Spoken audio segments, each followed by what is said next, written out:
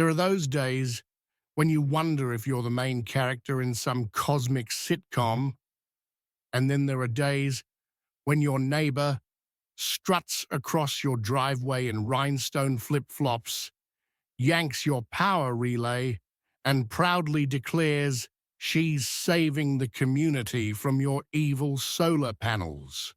Yeah, that was my Thursday. Picture this. I'm standing in my kitchen, carving up a perfectly roasted chicken, when click, the lights go out, fan dies. Every smart device in the house gasps and keels over, like it's the end of days.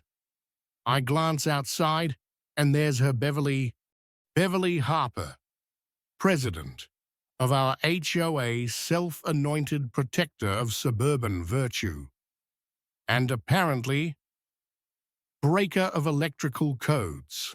She's standing there, hands on her hips, grinning like she just won an Olympic gold medal in petty tyranny. That's what happens when you violate the HOA's energy compliance standards, she chirps.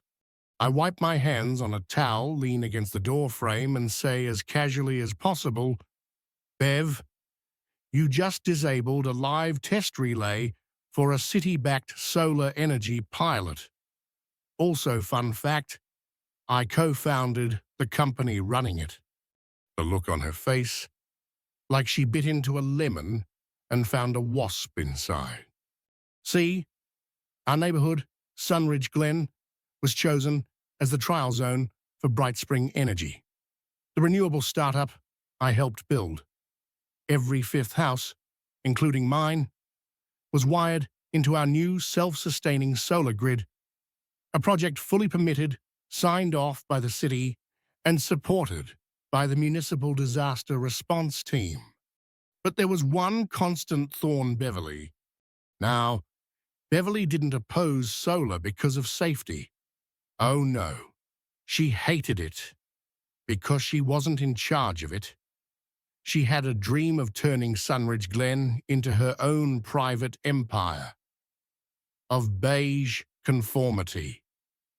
And my sleek panels didn't match her vision.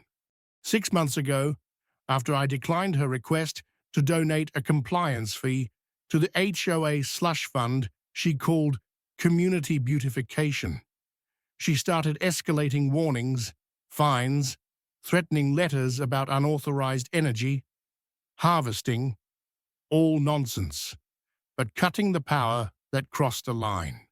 Outside, I surveyed the damage.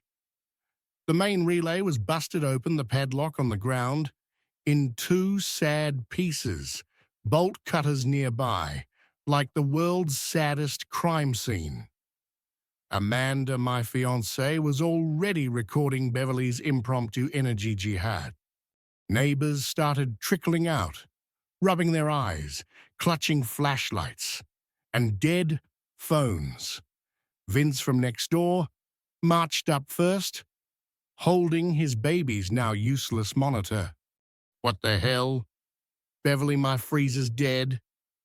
My wife's gonna lose it." "This is HOA business," she huffed. "Business," Vince barked. "You just shut down half the block."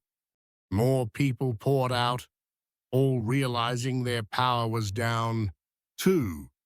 Only the rentals, ironically, the ones Beverly hated, still had juice. I pulled up my BrightSpring app and showed everyone the blinking red status on Relay 3. Amanda flipped her phone around, replaying the footage of Beverly cutting wires like a lunatic on national television. Beverly's smugness evaporated faster than my chicken dinner, and just when things couldn't get more ridiculous, a city energy van pulled into the cul-de-sac. Technician hops out, clipboard in hand. "We got an emergency alert. Anyone know what happened?" Vince, without missing a beat, pointed directly at Beverly. "She did it. You ever watch a cartoon where someone's soul literally leaves their body That was Beverly. Turns out, the relay she destroyed wasn't just running houses. It was part of a disaster recovery pilot that kept critical systems online during storms and blackouts.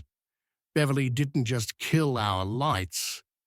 She sabotaged an emergency infrastructure grid tied to the city's resilience plan. The tech wasn't amused. Neither were the neighbors, as the gravity of what she'd done sank in. Beverly tried to flee in her golf cart, but not before every security camera caught her grand escape at 3 miles per hour. The next morning, the neighborhood looked like a war zone. Dead fridges, jammed garage doors, frozen smart locks. Vince's baby's milk spoiled Mrs. Ellery. A retired nurse nearly lost her refrigerated insulin. Meanwhile, Beverly Shee set up a makeshift emergency HOA briefing table on her lawn, complete with a boombox blasting Battle Hymn of the Republic and a badly forged cease and desist letter, printed in Comic Sans, no joke. She claimed rogue solar power was endangering lives, and only full HOA energy control could save us. Folks weren't buying it anymore. I sent the data logs to the city, along with Amanda's videos. And here's where it got beautiful. I had planned for human error. We installed a remote backup node for just such sabotage, complete with cameras and motion sensors. Beverly's midnight tampering caught on HD video.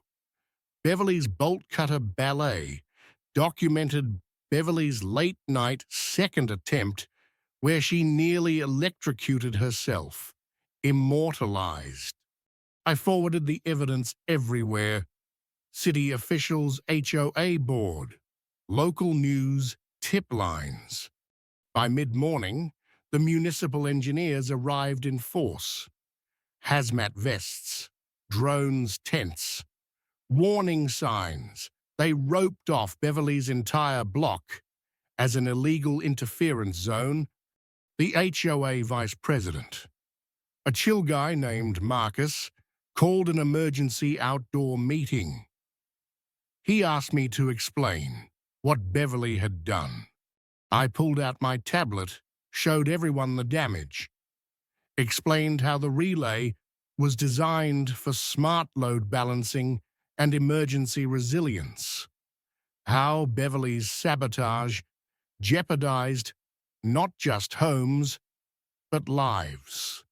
Then I showed the final piece, a digital copy of the HOA approval signed by Beverly herself 2 years ago when she was still trying to look progressive for a re-election campaign. The crowd turned on her faster than a pack of cats hearing a vacuum cleaner. By unanimous vote, Beverly was removed as HOA president, stripped of all authority and legally banned from interfering with any community infrastructure.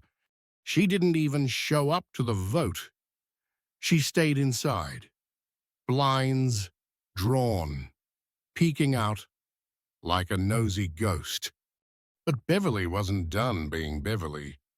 Later that evening, she attempted one last desperate act, wiring a janky generator directly into a housebreaker. 15 minutes later, the generator exploded into a puff of black smoke, frying her kitchen appliances and triggering her fire alarms. The fire department, already on speed dial by then, showed up yet again. One of them joked, "Third strike. Same house, does she win a prize?" The city's legal hammer came down fast. Beverly was served civil negligence papers, utility tampering charges, and a restraining order. barring her from even looking funny at a solar panel.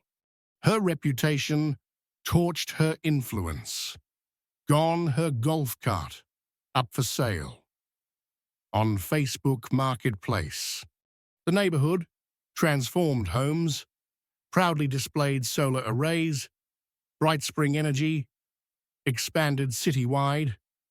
The HOA bylaws were rewritten to protect community projects from rogue interference. We even planted a small copper sculpture at the entrance, a sunburst with a plaque that read, "Let there be light and let there be reason." Beverly, she quietly sold her house and moved 3 towns over, reportedly blaming municipal thugs and ungrateful peasants. No one threw a goodbye party, but that night, as Amanda and I sipped wine under our backyard solar lights, I couldn't help but smile. It took a battle with a tyrant to remind an entire community what real power was: working together, not hoarding control. And honestly, I owe Beverly a thank you for showing us exactly what we never want to become. If you've ever dealt with a power-hungry HOA, a rogue neighbor, or just someone who thought they owned the sun, I'd love to hear your story. Drop your thoughts down in the comments. And hey, if you enjoyed this wild ride, don't forget to like, subscribe, and share with someone who could use a good laugh or a little light.